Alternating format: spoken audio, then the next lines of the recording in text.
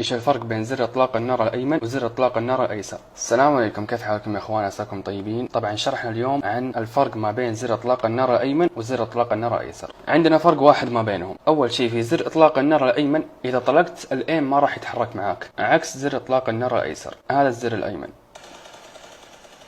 وهذا الزر الايسر. طيب ايش الافضل؟ انا احط هذا ولا هذا؟ بالنسبه للاعبين اللي يلعبون جيروسكوب يفضل انهم يحطون زر اطلاق النار الايمن، اما اللي ما يلعبون جيروسكوب يحطون زر اطلاق النار الايسر. طيب كيف تقفلها؟ هذه تقفلها من الاعدادات.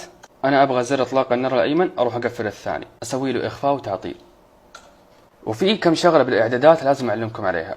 اول شيء عندنا تدوير الكاميرا اثناء ADS. ايش هو هذا؟ لما تسوي له تفعيل الايم راح يتحرك معاك اذا ضغطت على زر فتح سكوب، فما يحتاج هذه. اذا انت لاعب جيروسكوب تتحكم بالجهاز افضل لك. طبعا هذه تسوي لها تعطيل.